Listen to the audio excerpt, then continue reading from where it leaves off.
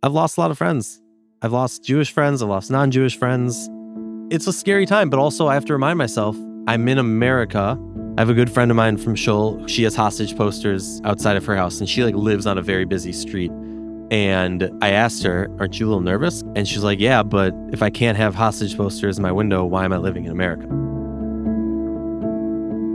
Welcome to What Came After. I'm your host, Manya Marcus.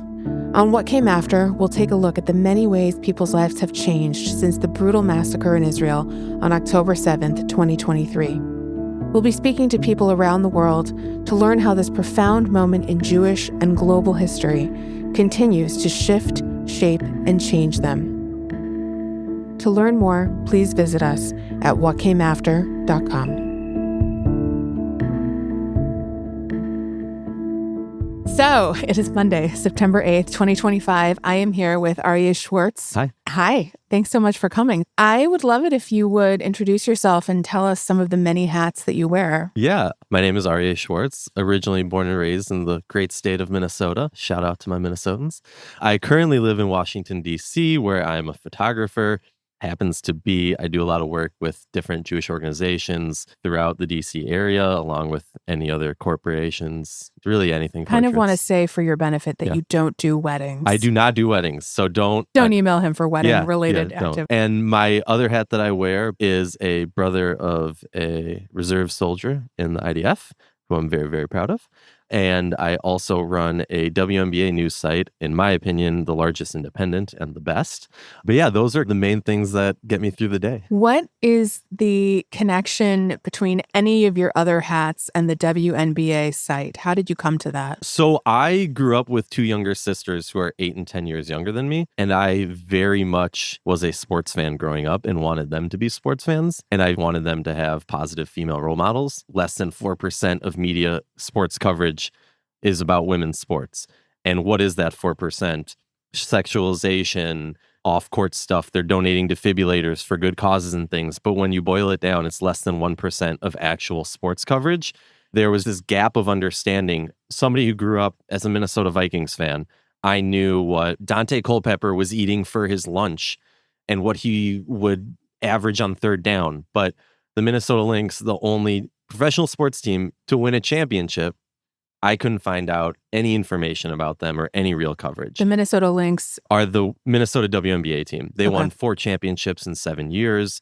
They had Hall of Famers. They had the greatest coach of all time and truly inspired me in a different path of my life. There's also a weird connection between the WNBA and Israel, where a lot of players will go overseas to make more money because they don't pay enough in the WNBA. And a lot of players will go to Israel because if you don't speak Hebrew, you can get around with English. If you like good food and beaches and easy culture to join in on, Israel fits. And it's a nice stepping stone for a lot of players before they go off to Siberia or Turkey or the middle of nowhere in China. So you and I did no prep for this interview. And actually, I really enjoy that approach sometimes. We sat down and I said, can you tell me a little bit about yourself? And my head is just twisting around. WNBA, Simcha photographer, corporate photographer. A lot of things are happening with you.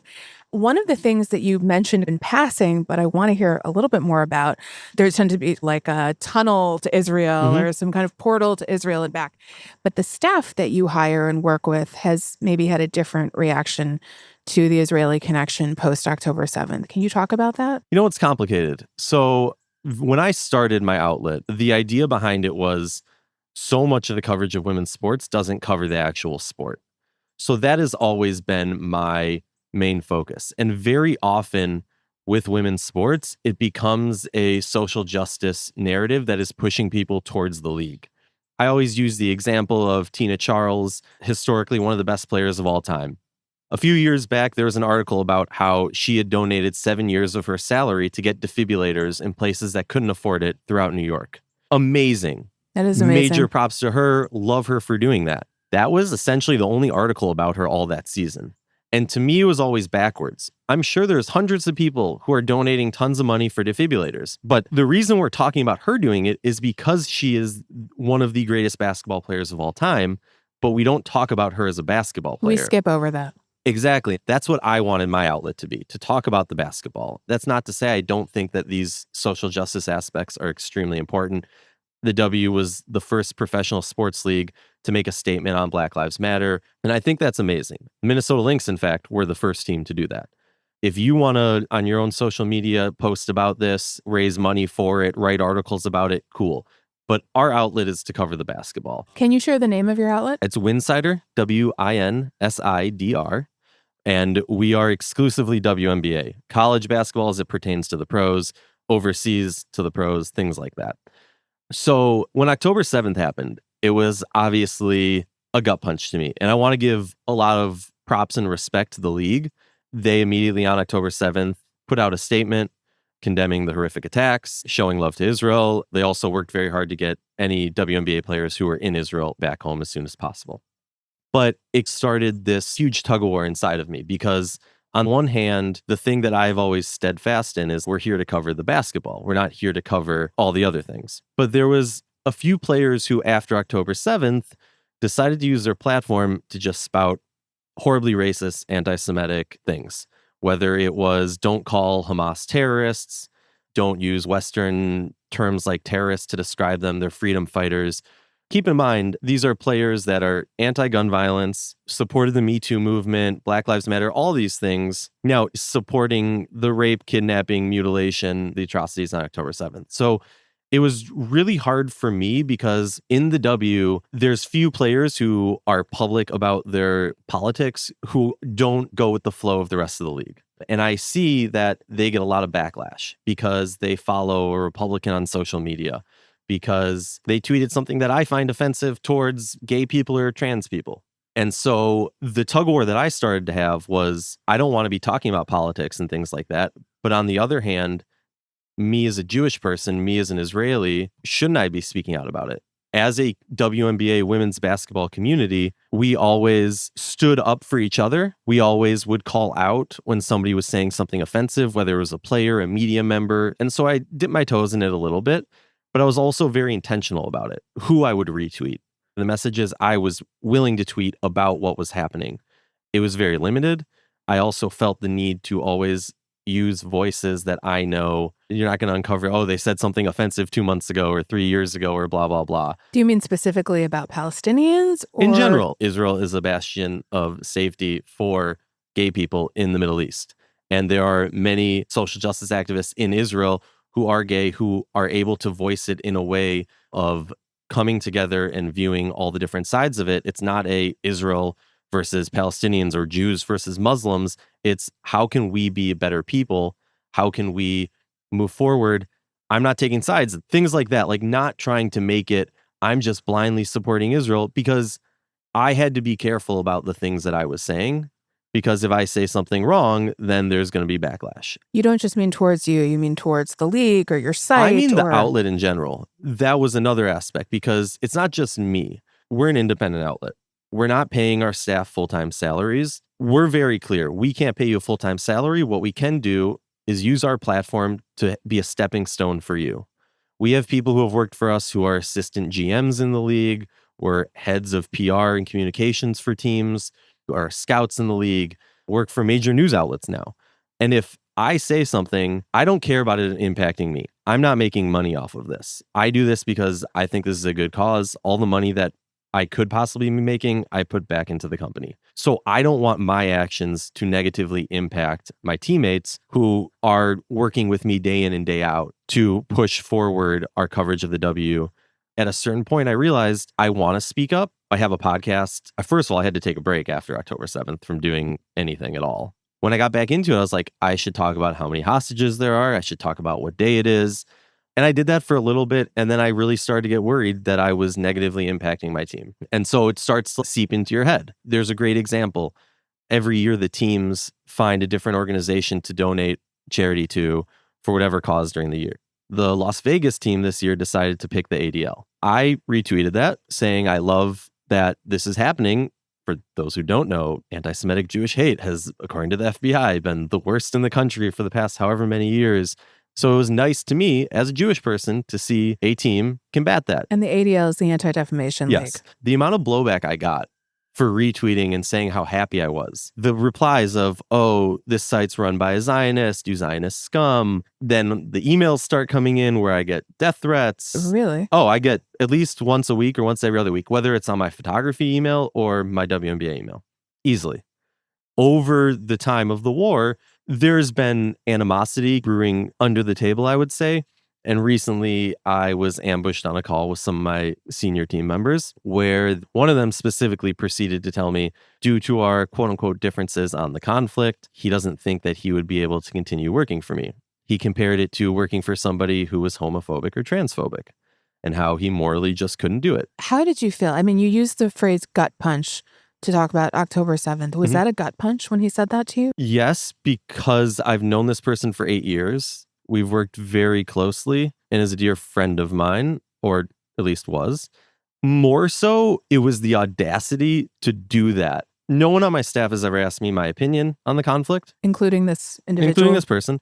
They know I have family there. They know I have friends there. If my family or friends have been impacted by anything, there's a blood boiling, but also I'm aware that I represent much larger than just myself in this moment. And so I think a younger me would have probably freaked out, called him offensive. Me in my current parenting stages of life was a little bit more calm and said, look, if you don't want to work for me, that is your choice. This guy is a born and raised Polish guy. So like, to me, the irony of someone who's raised in a country that has historical ties to the Holocaust, but current ties to lots of anti-Semitism, the comfortability of somebody, like, he would never do that to another minority. Have a sit down and be like, because you're connected to this, and I assume you have a stance that I find offensive, I won't work with you anymore. And I'm going to compare it to basically being a bigot or whatever you want to say. It sucked, but also like, cool, I'm glad we got that out of the way. We both knew that this was coming. I had seen posts that he had posted before on social media. I tried not to comment on them. There was one that specifically referenced the Holocaust that I found extremely offensive. And I messaged him. I was like, just want to let you know, like, this isn't about the conflict and the war, but you referencing the Holocaust this way, I found extremely offensive as somebody who was impacted by the Holocaust and has many family members. So I'm just noting that instead of commenting on the post, you reached out, you back-channeled him. Is that correct? Yeah. I don't think public shaming, whether it's because I don't think it's the proper way of means to the end, or whether I want to make all this public. I'll be honest, before coming here, I had to think about whether or not I wanted to mention my WNBA coverage because it's very possible there's going to be backlash for me talking about this. But again, I've been in bomb shelters in Israel because Hamas is shooting rockets. I've lost a good friend of mine from growing up because a preschool was booby-trapped. In Gaza. In Gaza. My brother serving for close to 300 days in Gaza and Lebanon over the past 3 years. The amount of times I've written a eulogy for my brother in my head because I'm not able to talk to him for weeks on end. I was in Israel during Cast Lead for my gap year at the time, and I'll never forget my brother calling me saying, hey, I can't really talk about it, but we haven't gotten our winter gear yet, and I know you brought gloves for yeshiva. Do you think maybe you could come down and drop it off at the base? What is Cast Lead? Cast Lead was the 2009 operation in Gaza after 82 rockets were launched to Israel. I mean, back then, 5 rockets, 10 rockets in a day was unheard of. The day I took the bus down to the Gaza envelope to drop off the gear to my brother, I think there was 82 launched that day, and that was the most ever launched in a single day. 16 years later, and couple hundred a day, 1,000. I always laugh when people say, well, it didn't start on October 7th. Like, yeah, of course it didn't start on October 7th, but a lot of people did start paying attention. And a lot of people were very quiet. October 7th, October 8th, 9th, 10th. They were extremely quiet. Quiet in their acknowledgement of Israeli pain and the atrocities. I lived in DC during the Black Lives Matter movement. It was a widely accepted thing for quote unquote liberal progressive people to feel like they had to vocalize, I support this movement, or I understand the suffering you're going through. Whether that's you should educate yourself about slavery or racism or the civil rights movement, whatever it is, it very much felt like the classic people love dead Jews. And I think so often, especially in America, where we've never experienced real war, we had a horrific terrorist attack. We started a war halfway across the world. You're referring to 9/11. Yeah. And then the war on terror. Americans don't understand what it's like to face death on your doorstep on a daily basis. As we're recording today, there was a terrorist attack in Jerusalem killing 6 this morning. It's really easy to sit at your house in Bethesda Chevy or Chase. Chevy Chase and say, oh, you shouldn't do this. Or, oh, this is wrong. Cool. What's the alternative? I want peace. I think a majority of people want peace. How do we get there? I don't have the answer. A lot of people who aren't dealing with their siblings, their kids, their parents at war for many months, a terrorist attack 5 blocks away from them, a rocket falling on their aunt's house and wherever. They don't understand it. And they're like, okay, yeah, but can't you just keep using the Iron Dome and knock the rockets out? Is it really that bad? And so I get where the perspective of people is. To me, that is white privilege that we've talked about during all these different social justice movements of this is something that doesn't impact me, so I can take a hard stance on it. There are these people who are no way, shape, or form impacted by what is going on in Israel in a real sense. Like your heart is breaking, right? Because you see the things on TV, you see the news, but you're not actually impacted by it. But then you're going to go to the one person you know who has family lives in danger, losing friends, and tell them, I can't work with you because of your stance on this without even knowing your stance. Well, I think that's really one of the key points here is that there's an assumption that's being made. It doesn't give you an opportunity to voice what I'm assuming is a nuanced position. It's sort of the burden of representation, but then the assumption of representation feels very dark. I want to ask you this. You've hinted at the fact that you probably would have identified as a progressive prior to this. I'm guessing that you were supportive of the Black Lives Matter movement. How have you felt about your previous causes in light of how the world has shifted for you? Let me be clear. The Black Lives Matter movement I support. The organization vehemently do not, because I don't care about anything else. Once the Black Lives Matter organization took a stance on Israel-Palestine, I said, I'm out.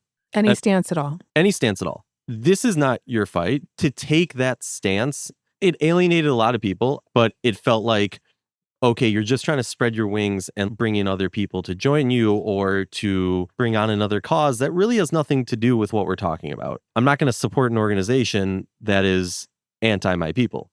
So as a movement, yes. But as an organization, it's really hard to sit there for years agreeing with this idea that when a minority person speaks up that they are offended, that they are being oppressed in any way, shape, or form, we should stand up, defend them, and listen. We can have our opinion, and there's a time to have that conversation, but the first thing you need to do is stand up and listen.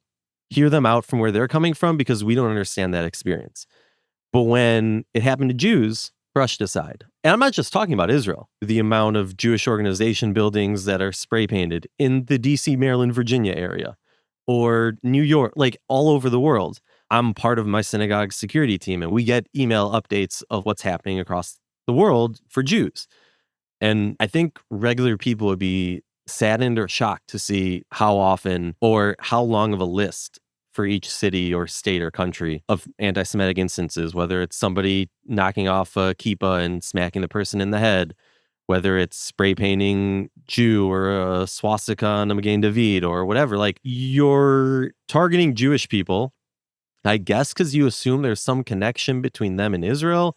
But I think it's a lot of lopsided thinking and classic anti-Semitism of you're powerful, so we hate you. You're weak, so we hate you. Okay, well, we're not hating people for being powerful or weak anymore. Like, I grew up in Minnesota. My grandparents weren't allowed to live in certain neighborhoods because they had laws of where Jews could buy land.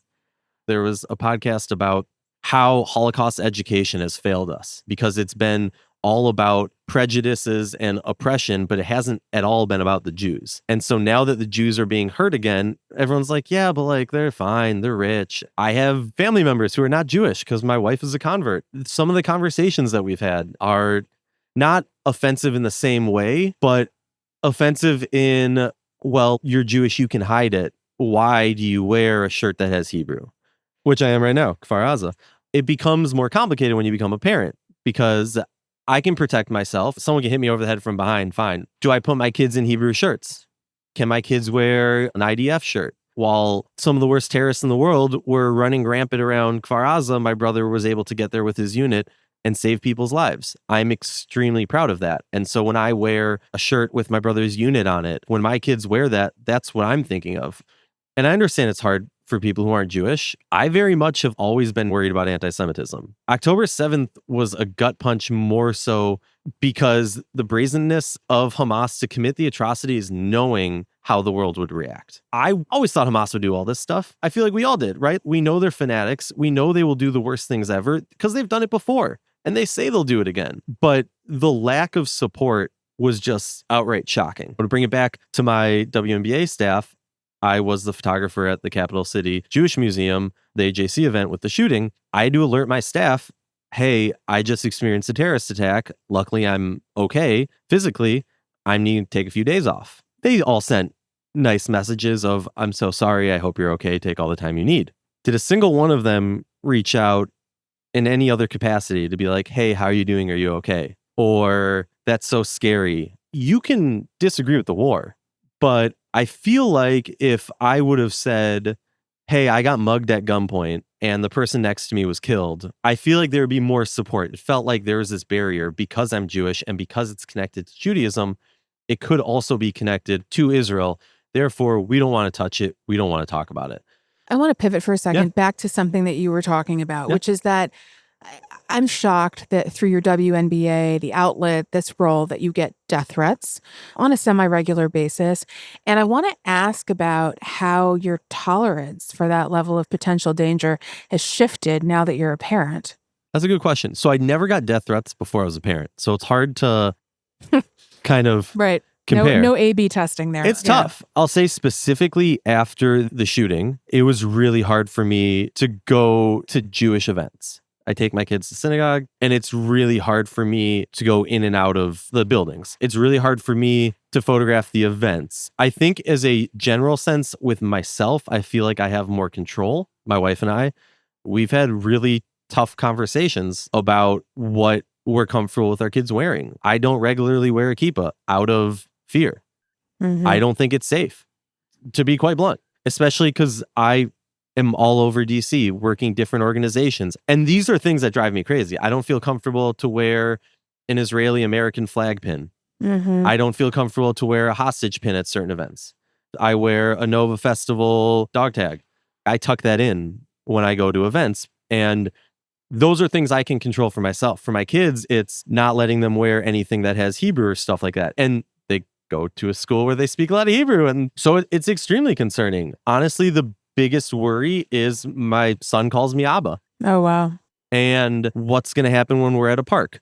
These are the things that I regularly talk to my therapist about, because on the one hand, I want to be a proud and loud Jew. And on the other hand, to what level is it starting to endanger my life or endanger my kid's life? And it's not worth it. Well, it seems like you have to navigate that concern, not just in terms of your children and your family, although obviously that's the most vital, but you also have to navigate that concern when it comes to your staff, your colleagues, right? You have to think about what the undertow, what the wake might be. What can you say about that? So it's really hard. My coworkers, my team, the ones who are deciding to leave, they have that privilege of saying, hey, this doesn't impact me, but I won't work with someone who has this stance, these feelings, whatever. I think the hardest part for me personally is I don't want our outlet writing articles about social justice and stuff. I want us talking about the basketball. But if my team members, if there's something happening in the world and they want to talk about it, I fully support that. That's your voice. Do that. It does not feel like I have the support to do that. And also, I understand that comes with being the boss. I represent all of them. A WNBA player recently, this past few weeks, tweeted out some stuff about essentially connecting AIPAC to the Epstein files and pretty blanketly accusing Jews of controlling the government. All the combat anti-Semitism accounts were posting it. This is the same player who was posting things about don't call them terrorists, resistance by any means. I even formally filed a complaint with the league and the Players Association because from my perspective, if a player was saying similar things after an atrocity happened to another minority, there would probably be a suspension. Players Association ignored my calls and emails. The league acknowledged it, took it into account. I spoke to her about it because then I was blocked by her on all social medias and some of my other teammates were blocked. This is not very encouraging. No, it's not. I also know that she was trying to spread lies and more anti-Semitism in the locker room to other players last year when she was alerted that I filed a complaint. This was after I reached out to her privately. This is a player who, keep in mind, used to play in DC. I was close with. I would regularly see around DC. She would give me a hug. We would chat. She would wait after games to say hi to my wife. I will say she also plays for the Jordanian national team. And she's not Jordanian, but yet I think by most people's definition, if you believe Israel's an apartheid state, you would also very easily say Jordan is an apartheid state for Palestinians, but I've never seen her talk about that. There's so many things that are so one-sided towards Jews. I think the word lopsided was really well chosen a few minutes ago. I want to ask you about your wife. She didn't come up ensconced in this world of awareness of anti-Semitism, this kind of struggle. Are these conversations difficult for you to have with her? What do you feel like the gaps are, if any? Yeah. So my wife is a therapist, so I think it makes the conversations a little bit easier than if she wasn't. But yeah, they're tough. For most of our relationship, we were on different plateaus when it came to Israel. I have family that lives in Efrat. There was an uncomfortableness for her going through the checkpoints to get to Efrat. So for those who don't know, that's in the West Bank. And you go through checkpoints out of Jerusalem to get into these areas. And so she didn't grow up in it. She doesn't have a blood tie, like family that was born and raised in Israel. She's been to Israel a couple times with me. We're hopefully going in a few weeks. Good. I think October 7th brought us closer, not just as a couple, but also in terms of our mindsets of Israel and what needs to happen. So there's definitely been times where it's a struggle, but also from my personal perspective, when you look at what happened on October 7th and what's been happening since, if you take a step back, don't read the headlines the day they come out. Wait a couple days, see if that was true. Gather the facts before. I think we've grown a lot closer, and more than ever, she understands what it means to be Jewish because she sees the anti-Semitism. She sees that I was at an event that had a terror attack.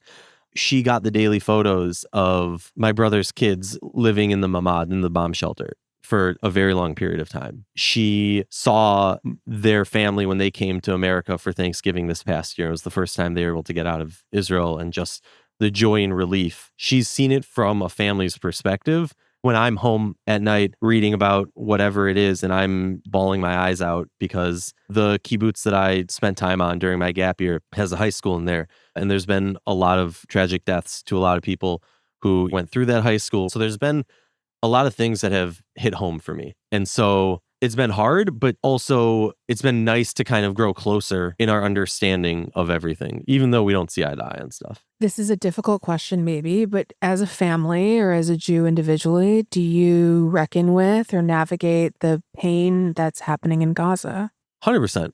Part of me feels a level of frustration of any time I, as a Jewish person, talk to a non-Jew, I have to say, and I care for the Palestinians too. I have to say something about their suffering also. And I completely understand that if we flip it on the other end and a pro-Palestinian person is being asked questions, they're asked, can you condemn Hamas? And so on and so forth. For me personally, I view it as you have 2 million people that are hostages of Hamas. Hamas has been in control for close to 20 years now. If you were 20 or younger, you literally grew up brainwashed. People want to talk about ingrained racism in America. Well, we didn't have Hamas in control telling us all these things. I wish there was a way that we could end Hamas with no civilian casualties.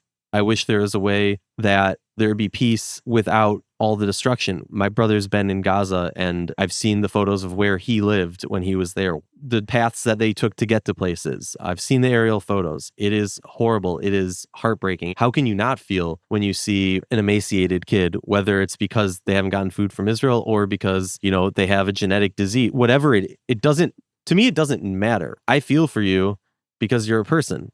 It's easy for me to sit there and say, yeah, I want Hamas gone. I'm not saying that in a vacuum of there won't be suffering. There's going to be suffering on both sides, and it's going to be disproportionate on the Palestinian side. I'm well aware of that, and it's horrible, and it sucks. I don't see a way of getting to the other end of the tunnel where that type of suffering ends if Hamas is still around. So 4 little wars that last 2 months each, thousands of people die, there's all this destruction, then you rebuild it. 5 years later, another war, more destruction, more death. Like, at a certain point, the equation needs to change if we want to live in peace and harmony. The leader of the Palestinian Authority, Mahmoud Abbas, put out a comment after the terror attack this morning that was, I condemn the terror attack. The occupation needs to end, and the war in Gaza needs to end, and violence will end. It's just so backwards to me. How about give back the hostages? How about we stop promoting violence? How about we say, like, hey, we need to figure out a way that both our people can live here, but we don't have a political leader on the other side to say, hey, I condemn all the violence. Let's try and make peace. I feel like there's something that was made really clear to you when you had a loved one who was killed in a booby-trapped preschool. Did something click for you about civilians being embedded there, this sort of really sinister and cynical use of sacred spaces? How did that impact your understanding? To be perfectly blunt, I already had a level of that understanding, but it's hard because, yeah, it's anecdotal, right? We talk basically every day if he's not in Gaza. When he would get out for a couple days, he would send me photos and he would update me basically so I could pass the message about what he's going through and just update them that he's okay and things like that. He would tell me, we're in a doctor's house. Literally under his doctor's scrubs and under his diploma is a Hamas headband with all these weapons and things like this. It definitely hits home differently. I'll explain it like this. I'm well aware of the fact that, God forbid, if my brother was killed in action, I would be alerted before whatever news alert would come out. That doesn't matter when the alert comes out. Your heart stops. You open it. Is this going to be my brother, my cousin, my friend? There's a sense of relief, but then almost pain for feeling relief. And so when you find out that it was your friend, it hits very differently. My brother says that they're using mosques or hospitals.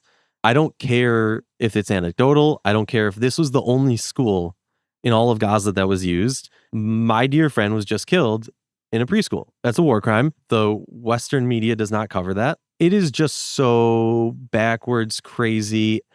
You can say that it's ignorance or whatever, but at the end of the day, there's a level of racism when you just hold this confusingly double standard towards Jews. It is just blood boiling and so frustrating. I always paid attention to, for the past however many years, anti-Semitism has been on the rise. The differences between anti-Semitic instances versus violent anti-Semitic instances. The comparativeness of during the Obama administration, how one was going up and then the overall number dropped during Trump, but then it went up in violence and then during Biden. Like, there's so much nuance and detail and understanding in it. And I'm not an expert in it, but if the FBI is telling you that the Jews, who are the tiniest of minorities in America, have by far per capita, but also just in general, the most hate crimes against them, I understand there's certain things that aren't being accounted for. And I think often that's used to lessen or disparage this idea of Jewish fear or hate towards Jews. Because it's like, you guys are disproportionately in this field, so we're disproportionately covering it. That doesn't change that these instances are happening, and it, again, feels backwards. You're excusing it. If you told me that there was X amount of hate crimes towards the Latino, the Black, or the gay community, I wouldn't go, oh yeah, but that number is off. I would say, okay, how can we go about making these groups feel less hated and more inclusive and loved? You can tell me whatever you want. My friend was killed from a preschool bomb. So what are you going to tell me now? That that's the only case of all of that in Gaza? Okay, well, it still happened. What do we do now? So let's come forward a little bit in time. One of the reasons that you and I were connected is because you were at the DC Capitol Jewish Museum. I hope I'm getting that right. The shooting of Sarah Milgrim and Yaron Leschinsky. You know, we're talking a lot about fear and hate, but the bodily violence feels like it's mostly elsewhere, and then it came home. Mm-hmm. Can you talk about that night, that incident, how it's impacted you? Yeah, honestly, it's been really hard. So both of them, I did not know them well. I would fairly regularly see them. I take a lot of photos for different Jewish organizations in the DC area. In general, it's always been a concern when you're going to these events. Since October 7th. You mean security? Yeah, purely for my own safety. First and foremost, it's not like I can bring something to defend myself. So it's already been a concern in my mind, especially since October 7th, but security's been stepped up. So I would see both of them at different events. They're very lovely people. I would make comments to Sarah about her orange hair because I love people. I have red People hair. don't see right now, but you also have that, yes. I have red hair. So there's these random little connections. So I would see them at events. They were lovely, kind people. So my story from that event is I photographed the event. I left somewhere between 3 and 5 minutes before the shooting happened. I walked out and I walked past the guy. I didn't find out about the shooting until I got home, and I was literally editing a photo of the two of them, of Sarah and Yaron. And all of a sudden, I'm in a Israeli WhatsApp group for people who live in our neighborhood, and everybody's blowing it up saying, "Hey, did you hear about what happened?" I start reading about it, and I'm like, oh, you see the videos. If you're on social media, you can start to like get real-time news of what's happening. I'm in a weird situation of like, do I text people from AJC? I texted my point of contact. There are a couple of people there just like make sure they're okay. This was an AJC event. It was an AJC event, and the initial reports were 2 people were shot and killed, 2 other were injured. Also, something to keep in mind when the shooting happened, the event was essentially over. Everybody had left. Normally, I stay later for events. It was my Safta, my grandmother's yahrzeit, the memorial of her passing. And so I was planning on going to the morning services at synagogue the next morning. Normally, I stay till the last person leaves. I can leave a few minutes early so I can get a little extra sleep for services the next morning. So I'm texting people, "Are you okay? What happened?" I'm getting bits and pieces of replies. FBI calls me, see the photos. Fortunately, I didn't have anything of great use for them. Still today, I've gotten more used to being in crowds. It's really hard for me to leave events. You have thoughts of like, could I have done something? I try and quell those, but it is really, really hard leaving Jewish organized events for me these days because you can only protect people so much. Eventually, you leave that security bubble and you are in harm's way. I've missed synagogue a few times on Shabbat, more than I have in the past 2 years since having kids, purely out of anxiety, fear, whatever it is, because I have a 4-year-old and a 1-year-old. So they're both walking now. The 4-year-old likes to run ahead, chasing after them. My synagogue's on a busy street. It's hard. And in my mind, at least, it would be less hard if there was more of a understanding or at least some sort of acknowledgement from the non-Jewish liberal world that I felt so at home with for so long. But the lack, I've lost a lot of friends. I've lost Jewish friends. I've lost non-Jewish friends. It's a scary time, but also I have to remind myself I'm in America. I have a good friend of mine from Shul. She has hostage posters outside of her house, and she like lives on a very busy street. And I asked her, "Aren't you a little nervous?" Because like I'm nervous. I have hostage posters in my window, and I'm nervous about it. And she's like, "Yeah, but if I can't have hostage posters in my window, why am I living in America?" Obviously, there's an extent, we were talking about it earlier, maybe not putting my kids in bring them home shirts or Right. shirts that have signage like that. But a decision you can make for yourself rather than Exactly. for them. Right. Your rabbi, Rabbi David Wolkenfeld, specifically told me that you came to the morning service. You would have gone anyway, I guess, to commemorate your grandmother's yahrzeit, but that you did something called Birkat HaGomel, benching Gomel. Can you explain what that is and why you did it? Yeah. Birkat HaGomel is a prayer traditionally said after you had a near-death experience. If I'm being completely honest, I kind of feel like a phony for saying it because, like I said, I left before. 3 minutes. Yeah. Okay. And walked by the guy. But the thoughts that kind of went through my head that got me to a point of I wanted to do this and say this, like I don't wear a kippah regularly out of fear that something might happen. Are you wearing one now? I currently am. Okay. My mother likes to call it a bris kippah because it's about the size it's of tiny. a baby would wear. So I have big hair. I normally wear it in a bun. I traditionally don't wear the kippah that much. I wear it to shul and I wear it to like places where I feel comfortable. So that night when I couldn't fall asleep after the shooting before services the next morning, I kept thinking to myself, if I was wearing a kippah or something that would have visibly identified me as Jewish, would I have been the victim? And that's something that I haven't fully come to terms with or gotten over. But I was like, okay, if I was more visibly Jewish, quote unquote, or more religious, what was something that I would do now? I know that these experiences that I have are going to change me. I don't want them to change me, in my opinion, for the worse, to run away from my people, from my religion. So it felt like something that I could do to kind of stick a middle finger to the shooter, to anti-Semites everywhere, of I'm going to go do this. There was like a spiritualness about it that made me feel some sort of comfort. Rabbi Wolkenfeld only started in the community in July of 2023.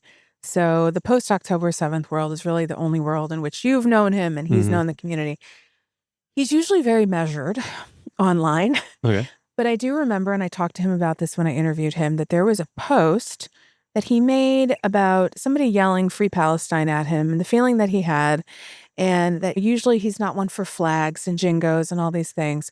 but that he decided to put a flag in his window. And the end of that post was so defiant. It was, if an anti-Semite is going to come after Jews, I don't want them to miss me. Mm-hmm.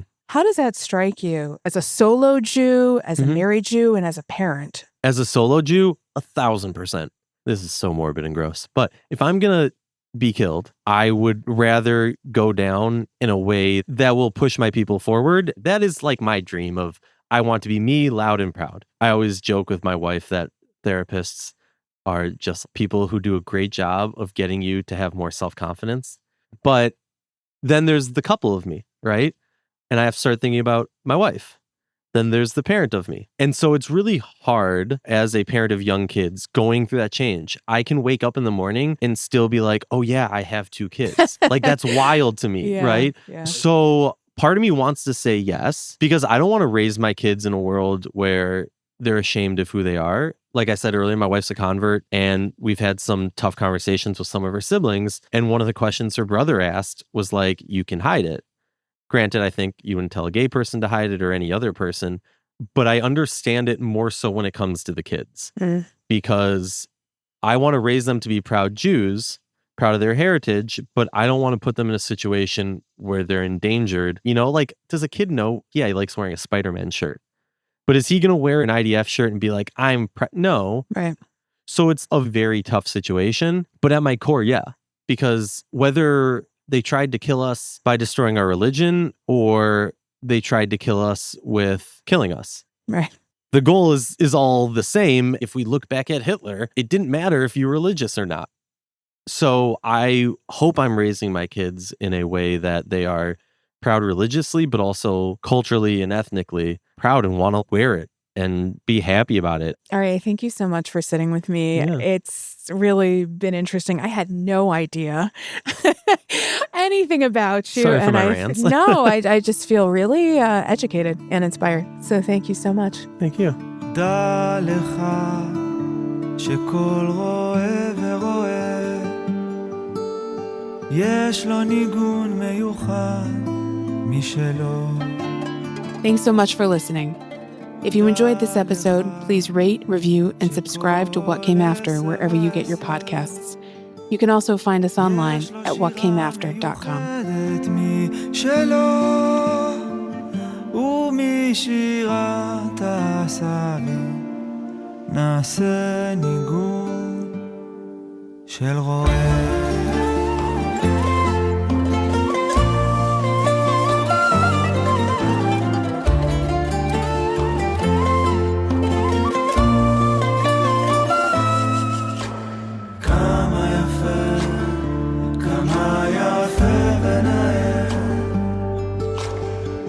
ששומעים בשירה שלהם טוב מאוד להתפלל ביניהם ובשמחה לעבוד את השם ומשירת העשבים מתמלא הלב ומשתוקק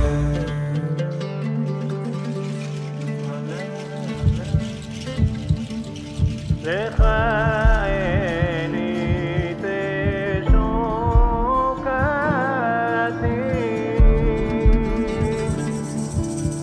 בך חשקי ואהבתי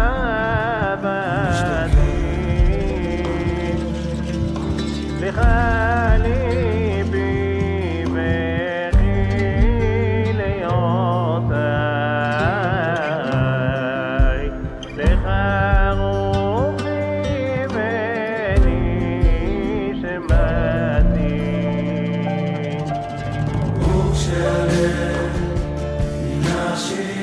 מתמלא ומשתוקק